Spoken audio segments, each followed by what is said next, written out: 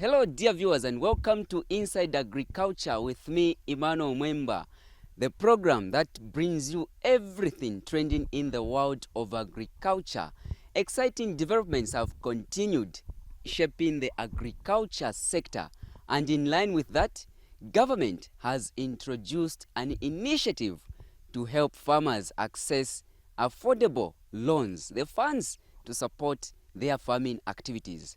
When government saw to say it was so hard for farmers to access affordable loans at a minimal interest rate, they had to come in and help the farmers access the loans under the Sustainable Agriculture Financing Facility. Today, we have followed Mrs. Grace Piri, the beneficiary of Sustainable Agriculture Financing Facility, just to learn from her how she has been benefiting from the Saff initiative and the impact it has on her life. Let's hear as we get to engage her in this productive conversation.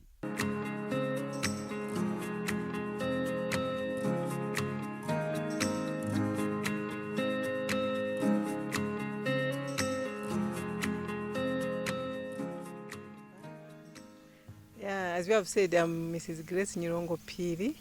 I benefited from the Saff loan. So this loan that I got, it was irrigation. You know, Saff has got three segments. There's mechanization, crop, and irrigation. So for me, because I do vegetables, as you can see, we do the tomatoes, we do the chilies, we do the winter maize and other vegetables, the leaf vegetables. Before we got our loan, we had only one borehole, though it is also solar, but then it was not enough to cater the whole field. We were doing small fields, and we could not do more than 3 or 4 portions because of water. That's how now we thought we should benefit from this Saff, which came to help the small-scale farmers like us. So we didn't want to miss the opportunity, and we applied for it. And sometime in August, we were supplied with the equipment, the irrigation equipment. And as you can see now, we've got 3 chili portions now, and 2 tomato portions, and 1 maize portion. And there's another portion that we have just put the lines, the seedlings are still in the greenhouse, meaning that we can expand, we can do more than what we used to do before. This entails that this time around, when we start picking, we'll have more things to sell to farmers, to marketeers, and to suppliers also. Previously, we could not meet the demand because of the small fields that we were doing. But this time around, we'll do, I'm sure, maybe tons in a week, which will enable us to supply the other markets, and the marketeers can also come and get the surplus from the farm. And this means that we'll sell more, and then we'll have more, at least improved economy in our family. So our pockets will be sustainable.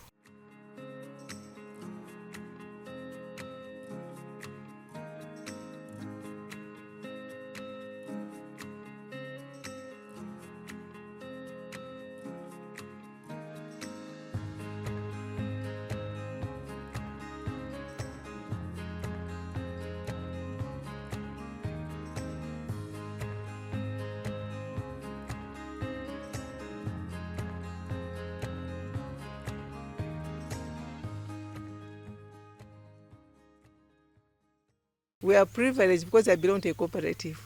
So when you belong to a cooperative, the activities where you interact with other people and the staff from the district agriculture office. So when we go for these activities, especially field days, our DACO always emphasize that you people, there's this opportunity where you can benefit from.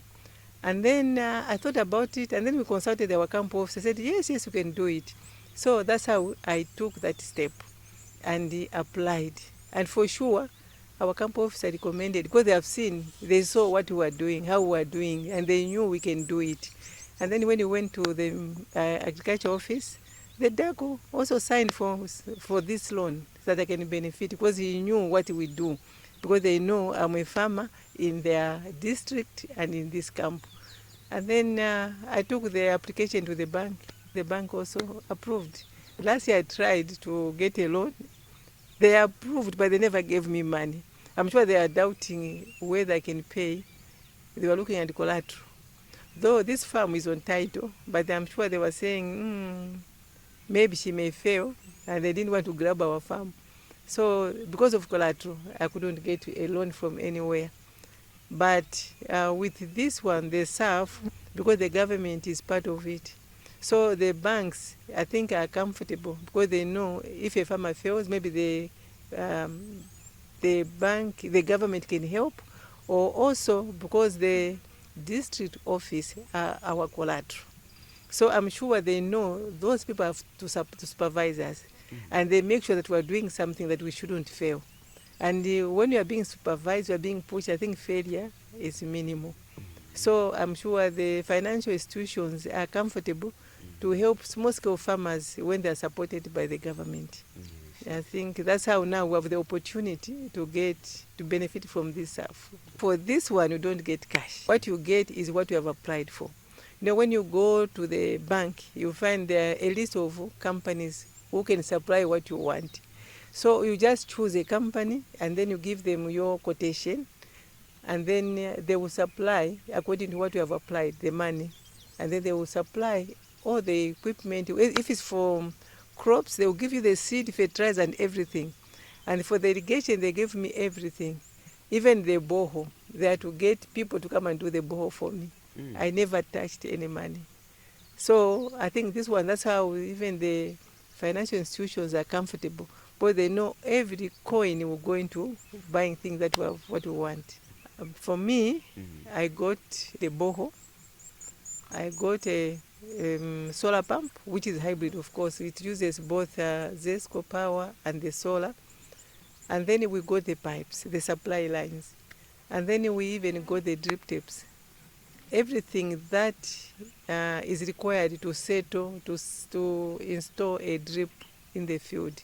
The small accessories, the connectors, the filters, even the panels, everything was was part of this loan. And we got from different suppliers because there are different types. Because as we do even with potatoes. So these other drips, they are those that have put holes. So the beauty with this loan, a farmer or a beneficiary, you are given the chance to get what you want, that which you use.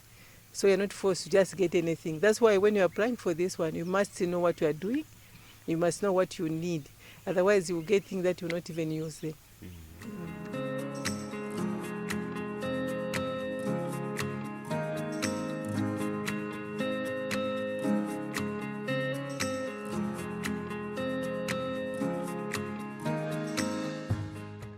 Whatever we do, we would send photos. And the bank officers, actually at one time, they inspected us to see that things have been done. What you need to be, just to be a farmer and doing something. Somebody who is a farmer, known in that district, known in that camp, the camp officer should know you, and then somebody who has land.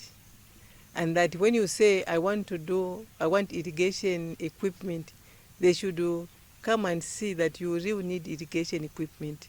You are doing a farming activity that needs water. Because you can say, I want irrigation equipment, and yet you are doing livestock. You have no idea of how to do the vegetables, then you cannot get it. So you have to know, they have to know you as a farmer, and that you are doing something on your land, you have the land. And then the other thing for us women especially, we don't normally, others have land in their names. But for me, I didn't have land in my name. This land is in the name of my husband. So the owner of the land should give an authority to say this irrigation can be put in this land. So with that letter, then you qualify to get the facility. For the Saff, I would say this one is a peaceful one because I know since I got this facility, I was given a time frame and choose how you want to pay. So for me, I said I can pay after 6 months.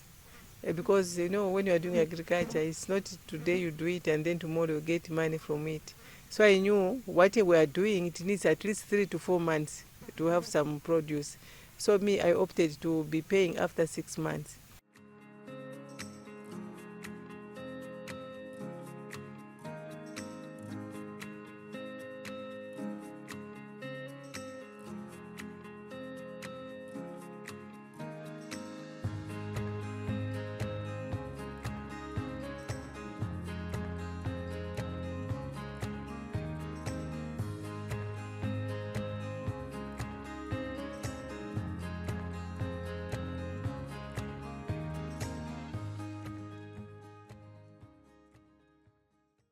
For me, I've had no struggle or challenge with the bank. Saff is not a scam, it's a real thing and it's very helpful.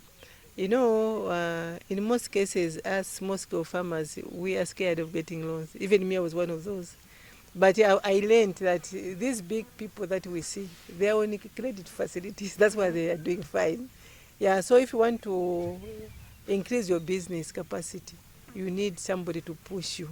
And you cannot get a grant. Because if when you get a grant, you may not work hard. So if you get a loan, you know I have to pay this money, then you work hard and do something. So I would encourage my fellow farmers who have the desire to increase their farming activities, maybe to increase their capital, to recapitalize their business. I think Saff, if they go for Saff, they will not make a mistake. Because Saff is there for us, small-scale farmers. And as we participate in this Saff, I think we will also help the communities where we are. As you can see there now, we are doing more, meaning that we are hiring more people from the community to help us with the farming activities here. So my benefiting from Saff is also benefiting the community, meaning the community is also being helped in their economic status. So we are growing together. Myself as a beneficiary, also the community who are around me. I think for me, Saff is better than FISIP. I know farmers may be very annoyed with me, but to tell the truth, Saff is better than FISIP. Because FISIP is a handout. People are not serious. Others, they don't even use what they are given by the government. It's unfortunate I can say that, but that's a reality on the ground. But for Saff, you have to work and do whatever you can. And with Saff, results will be shown. You can see the results. But if you go to other people that have gotten FISIP, you don't see a crop maybe up to now, because they know it's free money, it's free things, free inputs. So the government should actually even expand the window for this Saff. They should even, I think, add on even in livestock, even fisheries, those that are doing aqua agriculture, so that we all benefit, because this one will help sustain the economy of the country. Yeah, so instead of just restricting to 3 components, I think they can even add livestock, they can even add fish farming, so that at least it's broadened and more people participate. Because when there are more people benefiting on the Saff, I think there will be more development. And most small-scale farmers like me, I think we will also increase our levels, elevate our levels, where we are maybe delivering 0.5 tons in a week. We can also increase maybe to 1 ton in a week, because we have more produce, more things to produce. Even though that are doing livestock, if they had maybe only 1 chicken run, they may increase to more chicken runs. And meaning that when agriculture produce is demand and supply, so there will be more food on the market. There will be nothing like, no, today Soweto, we don't have impwa, no, we don't have chickens, or we don't have fish. No, these things will be available. Only that, maybe the other thing that maybe the government should also bring in is controlling the market. Because as of now, farmers, we are suffering because the price, the market price is not with farmers, it's with the buyers. So even if you calculate that I will sell my box of tomato at not less than 100 kwacha, you find maybe that day there's a lot of tomato, and then they'll just say, no, it's maybe 50 kwacha or 20 kwacha. So the other thing that I think the government should also do is a value addition. Value addition, even for us who are doing the vegetables, the tomatoes and whatever, there should be a deliberate policy where they also help farmers to have that value addition machinery. Like today I'm from a training where we're doing value addition on tomato. We did a training, but we don't have the equipment. So we have the knowledge, meaning that the intention of that training was when you have excess tomato, I should not throw it, but I should add value to it, keep it, and then sell as a product of tomato.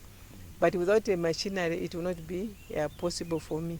So I think as they are increasing this, they should also look at people that can have, even communities like here, helping even cooperatives to have machinery to add value to whatever we're producing.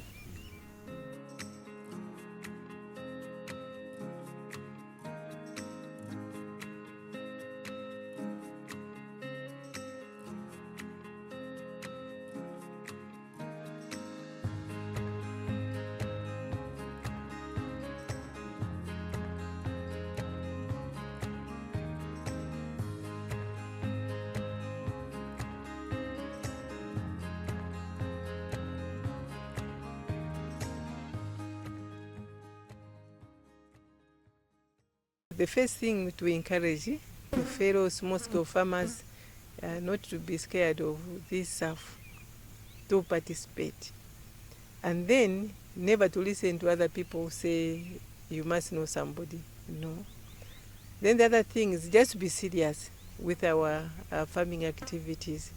And the other thing that as farmers who have failed is, sometimes we can get a loan, but we're not there. There are farmers who don't live on the farm, but they stay somewhere else. They are farmers.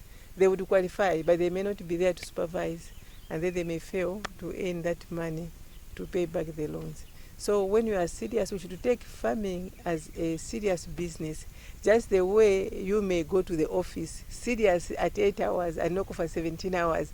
But because you say, this is my farm, no, tomorrow I'll wake up or not even enter the farm, no, we'll make a mistake. But let's take farming business very serious. Even recording what we are doing, recording when we sell, recording even the dates of planting. We know we planted on such a day. Yes. And maybe even you putting, to be a smart farmer, so you must know planning as you start the season. That on plot B there will be this, plot A there will be this, and then you have a book to write what you have planted, how you have made losses, what challenges you have, so that next time you may look at those challenges and then maybe do something to mitigate those challenges. So we must take this farming very serious business. Actually, these days farming, I tell the youth even in the community that you must be very serious when farming, because farming is not for old people. In those days it was betraying. When they put a picture of a farmer, somebody with a torn t-shirt, with no teeth, looking ugly, say, this is a farmer. That's why people were discouraged. But now, farming is just as smart business as any other office work. And we've even encouraged the youth that are even in the school leavers. They can even go to a college, like NRDC, ZCA, to do agricultural courses in any field, and then start, instead of looking for jobs in town, just get land and start practicing on your own farm. You get better money than you waiting for a salary at the month end. So I would encourage these youth, even those that are dropouts, to start farming. You don't start on huge land. Small by small, you must be growing. Because if we are growing, then you would be a better farmer. But if you start big and then you make a big loss, you'll be discouraged. So youth, whether female or male youth, farming, I think, is a better thing to do. We have got some youth in our cooperative doing very well. This other, she did some teaching, but she's never employed as a teacher. She's working on the parents' farm and doing fine. This other one, I don't know what course she did, but she did some economical course. I thought she was out of Zambia. She only worked, I think, for a few months. She has come back to the farm. She's doing some cabbages, she's doing some the chili and other things. So I think she has an interest of the farm. And she's the one who actually represented our cooperative at the Farmers Crusade. We are 2 youth there, Yes. yeah, who are doing farming. Great. But they are graduates. You know me, I was also a career woman. Me, I was a personal secretary to the bank, the managing director of a bank. And then after that bank closed, I worked as women's coordinator for 8 years. My husband is an engineer. But before we retired, we thought, when we retire, what are we going to do? So, white-collared people should also take farming as business, as part-time business. Because when they retire, they will go back to the farm. You know, there are people that have done a white-collar job. They are not doing anything. You find them with a briefcase in town every now and again, but they have nothing. Just warning themselves out.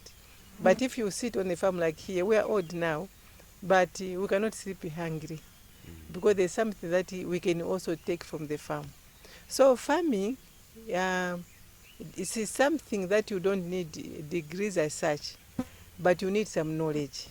Like me, I have knowledge in the farming activity, not because I went to NRDC or to ZCA, no, but it's attending field days, workshops where they're doing farming activities. So if you have the passion to be a farmer, to do some business, some farming business, you do better. So those white-collar jobs, they can do the farming business as part-time. For instance, me, I've got a son who is 35 this year. He works at ARB, but he has enrolled at NRDC part-time because he has seen what we are doing. So he's inspired. So he knows us will not be here forever, but this farm will be there. I encourage children to be part of what we are doing. Our farm is called the Diwavema Farms. Diwavema, those are names of our children, 4 of them. So the D, what, those are names, first letters of their names. So they are part and parcel of the farm. So whatever we do, like my son, I'm saying, the one that is also doing, because him has accounts knowledge, so he does our books. He does everything. When we want to do planning, he helps us. So it's part of us. These others, they also come in to help even when we are planning. You do a meeting, as we have got a platform, because these days of this technology, yes, we have a platform, we have called it Diwavema, what. So when we do some meetings concerning the farm and other activities, so that they should also be encouraged. And, you know, when we have nothing to use on the farm, we would also ask them to be part of this. And we have even asked them to do some portions for them, so that as they are working, they can also be doing some farming activity here. You know, it's sometimes you feel bad when parents are normal, who had invested a lot on a farm, and then the children come and sell everything. And then after selling everything, then they have nothing to do themselves. So it's better I am encouraging my fellow parents that when they are doing farming business, when you have land, let's not sell the land. Let's encourage our children to be part of what we are doing, to know actually what we are doing. Give them some assignments so they can also do ABCD in the farm, so that they feel they are part of the farm. Then, even if you are no more, your farm will still be running. So there will be legacy on that farm.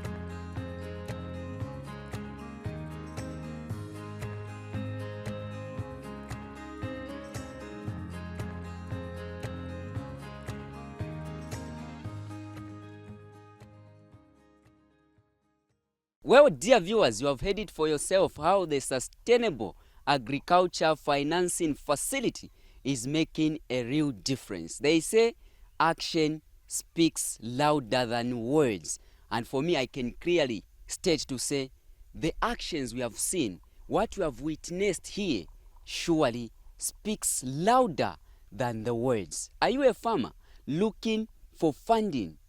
the Sustainable Agriculture Financing Facility is here to help you grow your farming activities. From me, Emmanuel Mwemba, and the entire Zanis production crew, we say goodbye and continue enjoying the rest of our programming.